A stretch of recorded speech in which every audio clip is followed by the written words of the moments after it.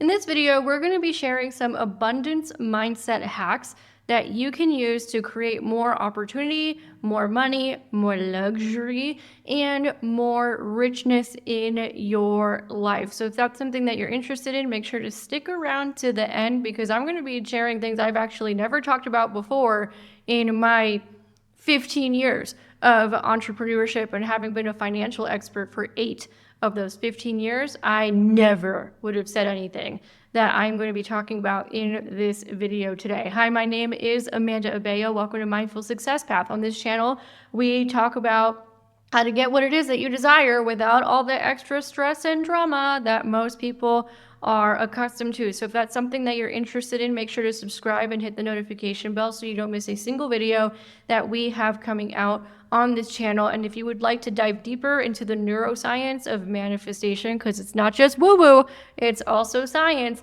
then we have a free manifestation guide below that shows you how to rewire your brain and what it does to your nervous system so you can get anything that you want in life. I used this process to get more visibility on social media, more success, make more money in the last month, attract the love of my life. We're getting married in January, accomplish a dream of moving to another country. I'm currently spending most of my time in Mexico and traveling often. After 15 years of white knuckling and grinding to get what I wanted and not getting very far, I realized the trick was done all up here. So if you're interested in that, make sure to download it below. So let's start getting into these abundance mindset hacks. Like I said, some of these I've never talked about before. If you don't know my history, I actually spent 8 years as a financial writer, whatever you in the United States. So whatever your bank or your credit card or your credit monitoring service, I probably wrote marketing for them for about 8 years.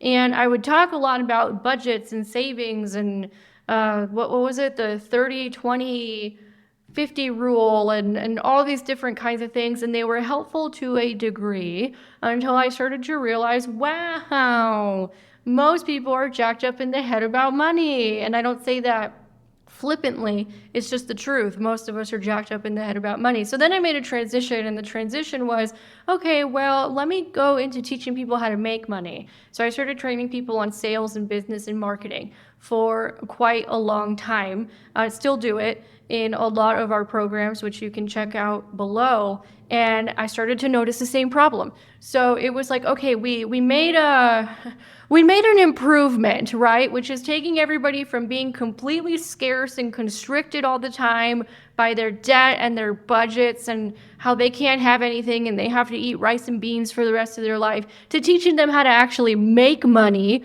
through sales and marketing and their own business, which expands their consciousness a little bit, but then ran into the same damn problem where I realized that you could take 2 people and you can give them the exact same business training and the exact same marketing training and the exact same sales training, and one person would take off like a rocket ship and the other one would sink. So you start to ask the question, like, what the hell is going on here? And we eventually came to the conclusion, it doesn't matter how much marketing or sales or business you teach someone, if they hate what they're doing or they hate the career that they're in, or they have a wonky relationship with money, or worse, they have a wonky relationship with themselves, there's nothing you can do. You have to work through all of that first. You could give them the best training in the world. They're still going to sink until they work through all of that.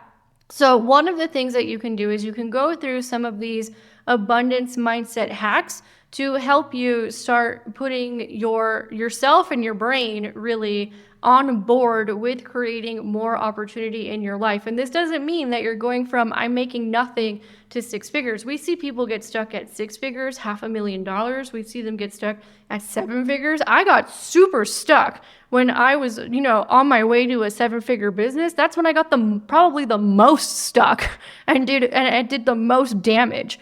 So whatever it is that you're trying to do, right, your expansion is on the other side of a lot of these abundance hacks.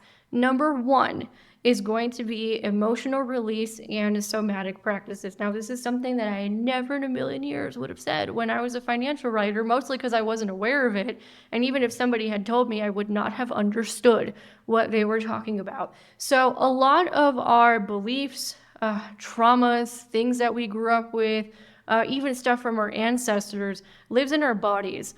Specifically for women, especially, most of our emotions are in that area of the sexual organ. So like that pelvic area is where most of our emotions live. Not just for women, I think that's for everybody. That's where most of our emotions live.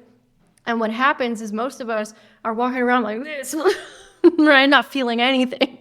So what happens is like those emotions are really running the show at the end of the day. It's our unconscious that's running the show. Much of that stuff lives in our bodies, and that's what's really running the show. So for example, when I was on my way to a 7-figure business and I collapsed, it's because all these crazy emotions started coming up out of nowhere, and all that I didn't even know were there. I had no idea. And they were the ones who'd been running the show the whole time. So what that means is that we have to regularly do emotional release practices or somatic practices. Somatic means that it takes the body into account. I will give an example. We're doing a lot of like spiritual meditation, holistic healing trainings here in Mexico, and we're taking one specifically on abundance because we're like, abundance, we're down. Anything that has to do with abundance, we're there.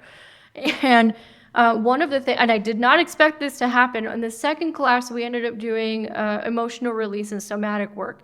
And essentially, what ended up happening was there was a lot of crying and a lot of screaming and a lot of beating a pillow and a lot of those things. And what was leading up to that was when the instructor had us go back in our family lineage and ask, oh, hey, what was going on with money in your lineage? And it was kind of enlightening because you realize everybody has trauma in their family lineage. Like no one is unscathed from trauma in any way, shape, or form. Sometimes very severe stuff, and most people have severe stuff in their, if not themselves, then in their lineage. And that's one of the things that we learned listening to everybody and what they found out about their families. So once we had found that out and we had the cognition, well, now we had to feel all the feelings of it so that we could actually release it. And that was really, like I almost lost my voice. I was screaming so hard and the girls were all crying. Some of the guys were crying. But it looks like it's not related, right? It looks like it's not related to abundance. It looks like it's not related to opportunity and more money, but it is. Because again, all that stuff lives in our bodies. And if we don't do the work to release those things from our bodies, to release those things from our unconscious, that unconscious is going to run the show. And if we're not aware of what's going on, you're liable to sabotage. You're liable to end up in businesses and careers and things you don't even want to be in, which we see all the freaking time. You are liable to lash out in inappropriate moments because you haven't done regular emotional release work. This is actually something that they also talk a lot about in Tantra or sacred sexuality, is to do regular emotional release work so you're not taking a bunch of shit out on your partner that has nothing to do with them, right? You're just taking care of your emotions. And guess what? Money and romance are not that different. Money is basically the same as having a romantic partner. So if it works in Tantra and sacred sexuality so you don't lash out at your lover, it probably works with money too, so you don't lash out at money. So that's number one. Number two is to do something David Bayer, who I'm like now obsessed with, calls it a decision matrix. And basically what it is cognitive behavioral theory. And what it does is that you identify the limiting belief. So whatever's causing you anxiety in that moment, it's a mindfulness practice. What's causing me anxiety about money? Right. So, for example, last week, I had a couple of things, like I had an unexpected IRS check that just like took me over the edge, and an IRS bill that like took me over the edge. And I used this practice, right? And I said, all right, let me do the decision matrix, because this is kind of like an irrational, emotional reaction to what is going on right now. So I say the limiting belief, there's never enough money. And I say, what's the new belief you want to take on? There is always enough money. Then I give evidence as to how there's always enough money and how there's always been enough money. And you know what? I did that several times last week when I was triggered over money.